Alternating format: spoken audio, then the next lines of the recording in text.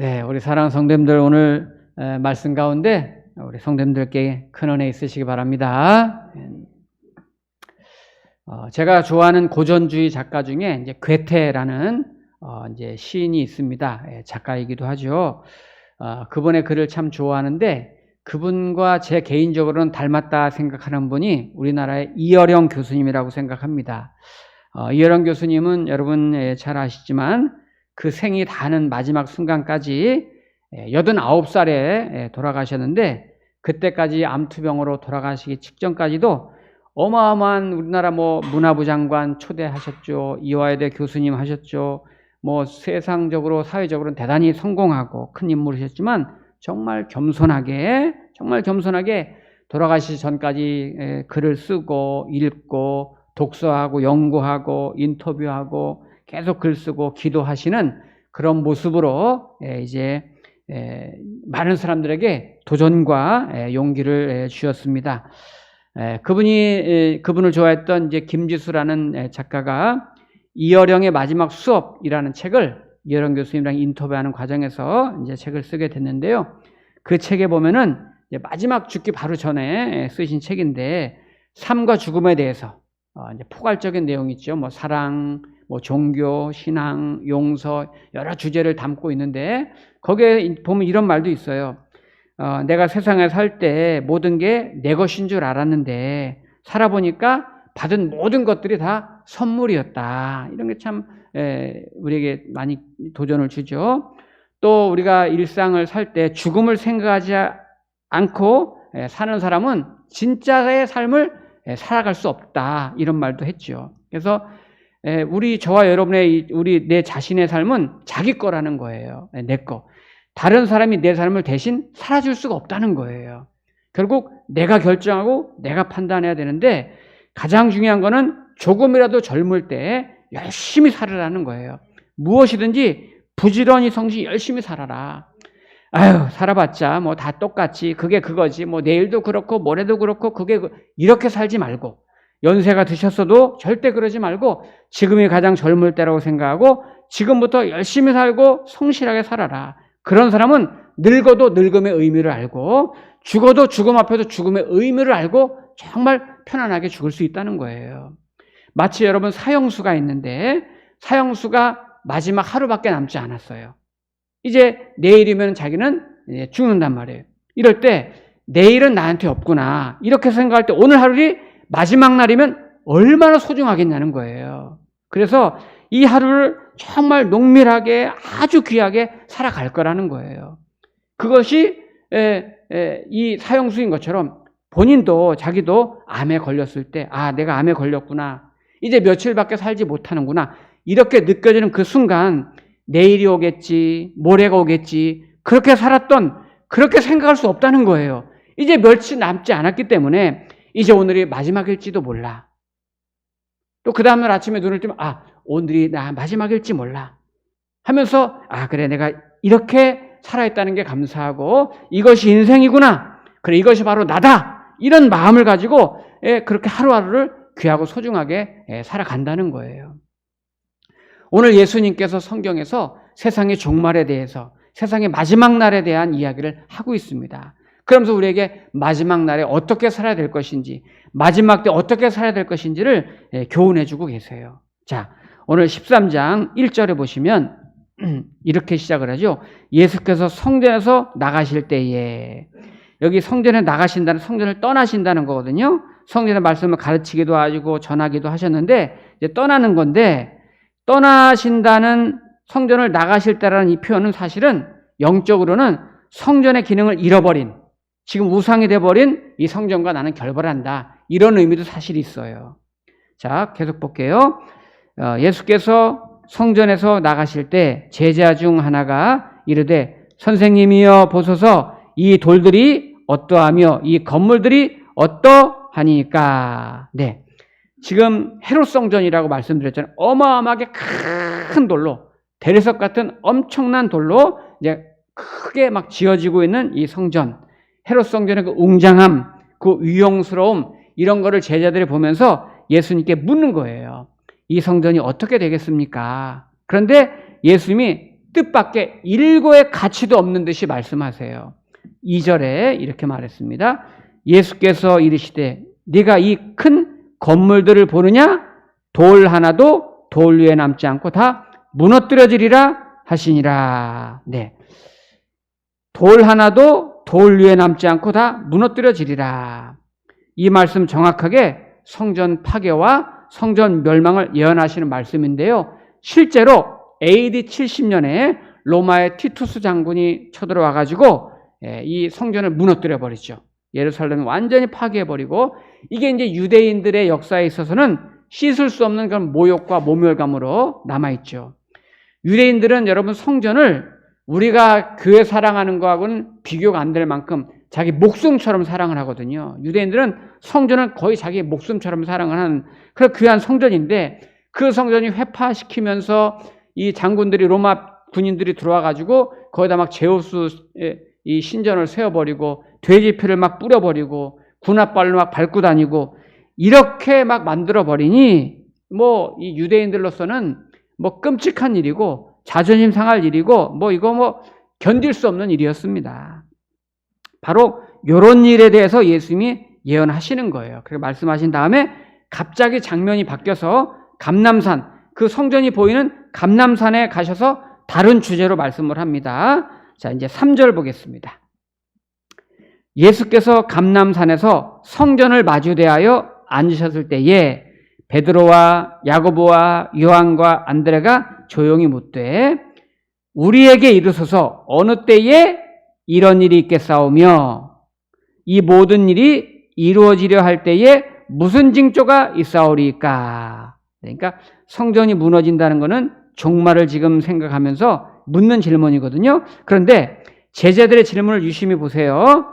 종말에 대해서 어떻게 질문했냐면 4절에 보면은 우리에게 이르소서 어느 때에 이런 일이 있겠사오며, 네, 어느 때, 그러니까 언제 일어난 일이 있겠습니까? 이런 일이 있겠습니까? 종말이 오겠습니까? 종말의 시기에 지금 관심을 갖잖아요.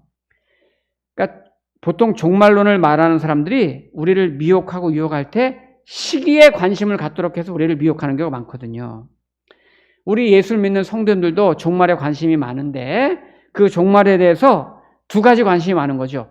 어느 때, 언제 그런 일이 일어나느냐, 그리고 그때 무슨 징조가 있겠느냐, 요거에 우리도 관심이 많단 말이에요. 그런데 이거는 종말론에 대한 잘못된 관심이에요. 왜냐하면 사도행전 1장에 보면은 이런 내용이 있죠. 예수님이 1장 6절에서 이렇게 승천하시잖아요. 승천 쫙 하늘로 오르실 때에 제자들이 물어봐요. 주여, 이스라엘 나라의 회복하심이 언제입니까? 곧 종말이 언제입니까? 이런 의미거든요. 이때 예수님이 1장 7절에서 이렇게 말하죠. 때와 시기는 아버지께서 자기의 권한에 두셨으니 너희는 알 바 아니요. 이 말은 뭐예요? 대답을 하지 않으신 거예요. 이거는 너희가 알 필요가 없다. 날짜에 대해서 신경 쓰지 말라는 거예요. 거기에 집착하지 말라는 거예요. 그런데 왜 제자들은 오늘도 종말의 시기, 어느 때입니까? 여기에 왜 관심을 가질까요? 동기가 뭘까요? 동기는 두 가지입니다. 하나는 정치적인 이유 때문에 예수님의 종말에 관심을 갖는 거예요. 제자들 마음속에는 하나님의 나라에 대해서, 예수님이 하나님의 나라에 대한 복음을 전하실 때 그 하나님의 나라에 대해서, 실제에 대해서 정확하게 모르고 있었어요. 그래서 어떻게 생각하고 있었죠? 예수님을 정치적인 메시아로만 생각하고 그렇게 이해하고 있었기 때문에 이제 예수님이 때가 되셨구나. 정권을 잡으실 때가 됐구나. 로마의 압제에서 우리를 해방시킬 때가 됐구나. 우리가 한자리 할 때가 됐구나. 이런 식으로 하나님의 나라를 이해하고 있었기 때문에 그 때가 언제입니까? 하고 자꾸 물어보는 거예요. 네. 그리고 또 하나, 그 때에 관심을 가졌던 제자들의 이유는 신앙에 아주 교묘한 그런 은근한 교만함이 있었어요. 제자들에게. 예를 들어서 이런 거죠. 여러분 학교 다니실 때, 우리 이제 학교 다닐 때 담임 선생님이 그런 경우 있어요. 수업 막 하다가, 자, 우리 다음 주에는 쪽지 시험 볼 거니까 준비하고 오세요. 다음 주에 분명히 내 쪽지 시험 봅니다. 오늘 공부한 거 준비하고 오세요. 이렇게 말한단 말이에요. 근데 한 주가 지나서 이제 시험 보기로 한 날이 이제 됐어요. 됐는데 선생님이 이제 들어와가지고 자기가 시험 보기로 했다는 건 깜빡 잊어먹고 그냥 수업하는 거예요. 막 수업 막 하고 있는데 그 이제 수업이 이제 시간 돼서 끝나려고 하는데 꼭 그런 아이들이 있어. 선생님, 오늘 쪽지 시험 보기로 했는데요? 왜 안 봐요? 아주 얄미운 아이들이 있어요. 그죠? 그냥 지나가면 좋겠는데 꼭 그렇게 말해. 그럼 선생님, 아, 깜빡했구나. 지금이라도 시험 봐야 되겠다. 이런 경우가 있단 말이에요. 그러면 생각해 보세요. 선생님, 오늘 쪽지 시험 보기로 했는데 왜 안 봐요? 시험 봐야죠. 이렇게 말한 그 아이는, 그 본인은 시험 준비를 했을까요? 안 했을까요? 했지요. 본인은 시험 준비 했단 말이에요. 일주일 동안 열심히 했는데 선생님이 안 보면 안 되지. 본인 준비가 됐다 이 말이거든요. 지금 제자들이 그런 마음이에요. 종말 앞에서 제자들 본인들은 자신 있다. 우린 준비됐다. 이게 이제 신앙을 왜곡하기 쉬운 신앙의 단면이고 영적인 교만인 거예요. 오늘날 우리 기독교인들 중에서도 신앙적으로 교만한 분들이 있어요. 나는 잘하고 있다 이거예요. 나는 내가 교회 다닌 지 몇 년인데 나 이 정도면 됐다. 또 세상 사람들에 대해서도 은근히 비슷한 인식을 갖고 있는 분들이 있어요. 난 너희들이랑 달라. 아주 바리새인 같은 성도들이 있어요. 교회에 바리새인 같은 성도님. 그러니까 하나님의 나라에서 잘못된 인식을 갖고 있으면서 이런 식으로 자신을 드러내는 거예요. 나는 뭐 의로운 것처럼, 나는 잘하고 있는 것처럼. 이게 신앙적으로 교만한 거거든요. 이 제자들에게 그런 모습이 있는 거예요. 그런데 진짜 문제는 뭐냐면, 자, 종말의 때에 대해서 예수님이 뭐라고 말씀하시냐면 5절, 6절 보시면 예수께서 이제 너희가 사람의 미혹을 받지 않도록 주의하라. 어떤 사람? 6절을 보니까 많은 사람이 내 이름으로, 예수님의 이름으로 와서 이르되 내가 그라 하여 많은 사람을 미혹하리라. 네.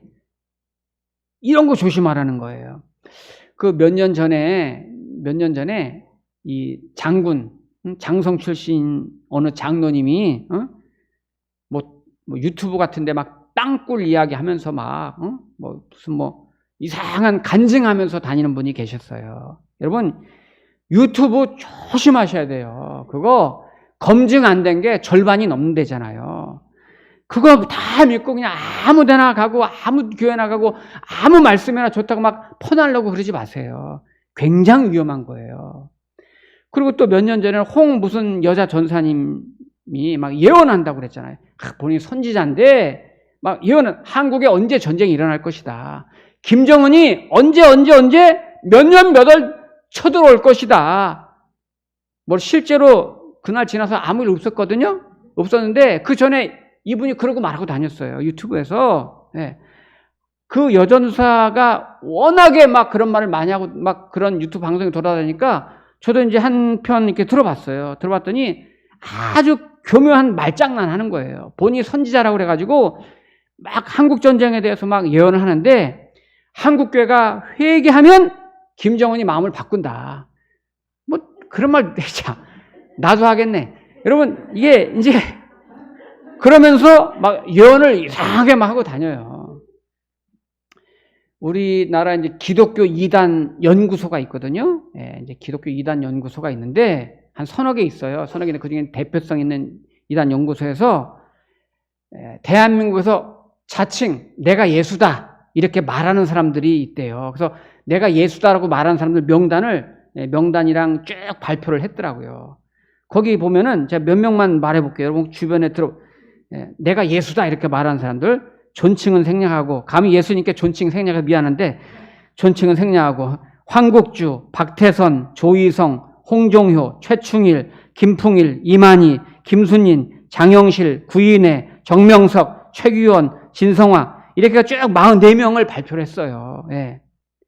더 회개한 거는 이 명단에 들어가진 않았는데 저 지리산 막 심산 유곡 같은데 뭐 저기 무슨 기가 세다는 무슨 계룡산 이런 데 가면은 거기에 이렇게 막 왕관 같은 거 쓰고 막 내가 예수라고 돌아다니는 사람들이 있대요. 지금 미치겠어 진짜.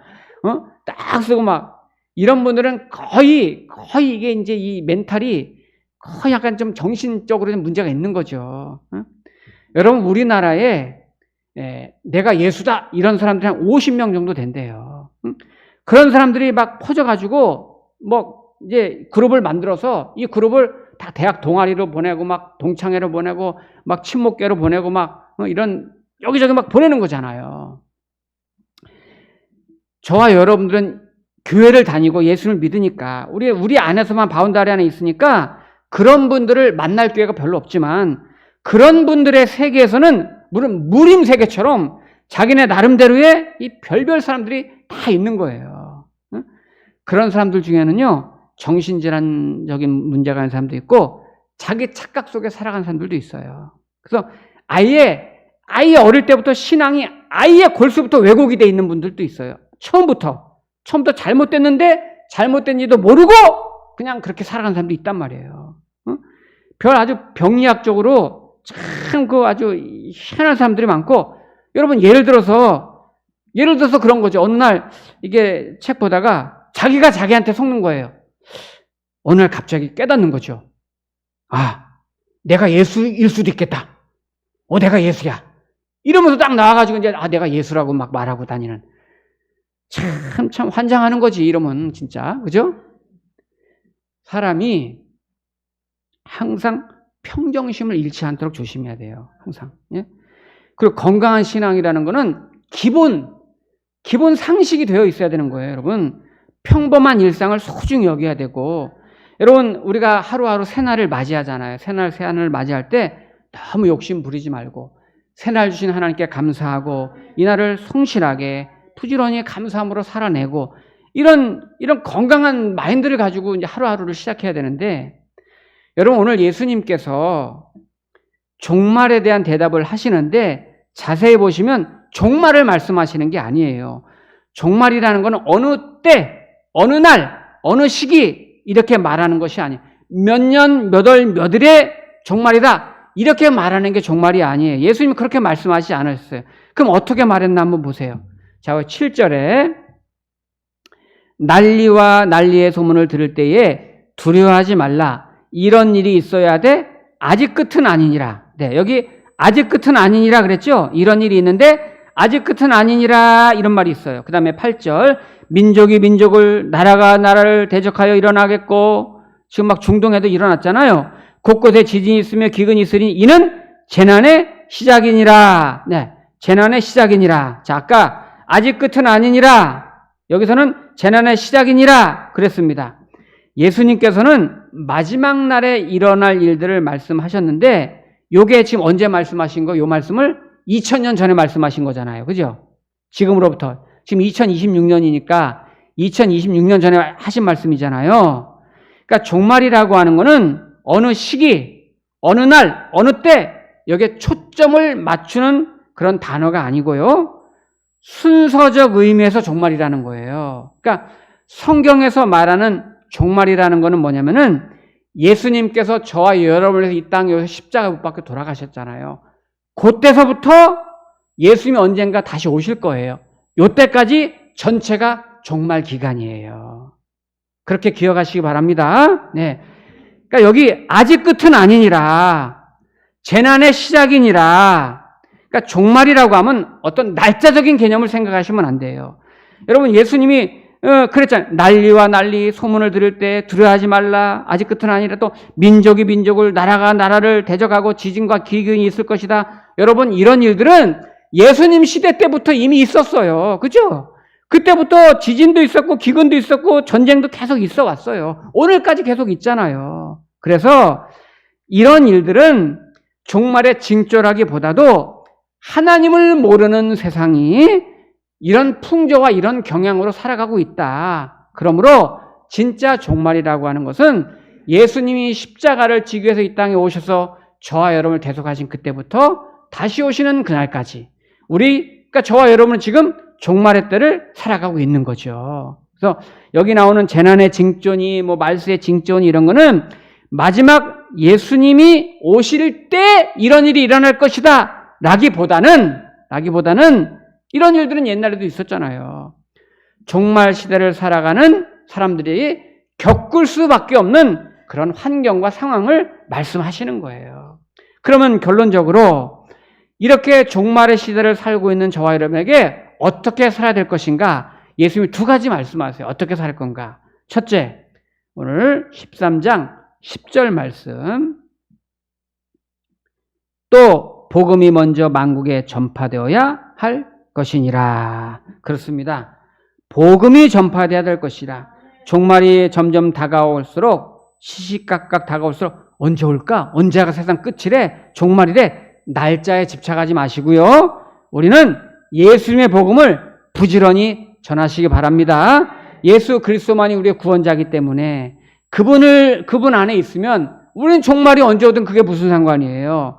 그러므로 믿지 않는 우리의 이웃들에게 예수님 사랑을 전하고 전도하면서 살아야 된다는 거예요. 베드로에서 나왔던 것처럼 예수님의 재림이 더딘 이유가 있잖아요. 한 사람이라도 더 구원받기를 원하시는 하나님의 마음이잖아요. 지금 기회 있을 때, 할 수 있을 때 우리 성도님들이 부지런히 복음을 전하셔야 되는 거예요. 그리고 우리가 정말 예수님 잘 믿는 사람은 내가 살아가는 이유와 목적이 뭐예요? 하나님의 영광을 위해서. 내가 돈을 버는 목적도, 공부하는 목적도, 일하는 목적도, 살아가는 이유도 내가 하나님의 영광을 위해서. 그분의 영광을 나타내려고. 그분의 영광이라는 건 뭐예요? 많은 영혼을 구원해서 정말 하나님 안에서 살고 정말 평화로운 나를 이루어가는 거죠. 그것이 예수님 마지막 바라는 거고, 또 한 가지 우리가 종말의 때에 오늘 13절 말씀. 또 너희가 내 이름으로 말미암아 모든 사람에게 미움을 받을 것이나 끝까지 견디는 자는 구원을 받으리라. 네. 여기 구원을 받으리라, 이건 조건절은 아닙니다. 예수님을 주인으로 모시자는 세상 사람들이 우리를 향해서 이렇게 할 거라는 거예요. 네. 우리를 미워하고, 근데 우리 미워하는 거예요. 여기 끝까지 견딘다는 말은 무슨 말입니까? 인내의 싸움, 인내. 참아내고 견디는 건데요. 이제 우리가 예수를 믿고 성도로 그리스도인으로 살아갈 때 우리는 계속 부딪힐 거예요. 하나님을 모르는 사람들이 우리를 조롱하기도 하고 박해하기도 하고 미워할 수도 있어요. 또 우리가 이 땅에서 그리스도인으로 하나님의 자녀로 살아갈 때 우리가 고난도 당하고 환난도 당하고 때는 질병도 있고 눈물도 있습니다. 세상적인 관계를 막 부딪힐 때가 있어요. 그럴 때 그거는 하나님의 자녀로서 하나님께서 우리를 빚어가시고 깎아가시고 가지치게 하시고 다듬고 만들어 가시는 그런 과정이에요. 주님을 닮아가도록, 선한 성품을 닮아가도록 우리를 다 가지치고 이렇게 만들어 가시는 그런 과정이에요. 때로는 그런 과정에서 우리가 아픔을 겪기도 하고 고난을 겪기도 하고 시련을 겪기도 해요. 그러나 끝까지 견디는 자는 아주 귀한 존재로 세워지게 되는 것이지요. 그런데 여기서 은혜가 있어요. 그 은혜가 되는 건 뭐냐? 여러분 마태복음 28장 20절 기억하시죠? 예수님께서 내가 세상 끝날까지 너희와 항상 함께 있으리라 말씀하셨어요. 우리가 주님께 붙들려서 가지치기 하고 또 때로는 다듬어 가고 주님을 닮아가면서 성화되어 가는 동안에 때로는 홀로 감당하기 어렵고 힘들 때 나 혼자 두지 아니하시고 주님이 나와 함께 하시리라 약속해 주셨다는 거예요. 그러므로 오늘 하루하루를 마지막 날인 것처럼, 오늘 하루가 종말인 것처럼 주의 사랑 감사하고 주의 사랑 전하면서, 그리고 나는 혼자가 아니고 주님 나와 함께 하시고 지켜주심을 믿고 강하고 담대하게 이런 믿음으로 살아낼 수 있기를 축복합니다. 네, 기도하겠습니다.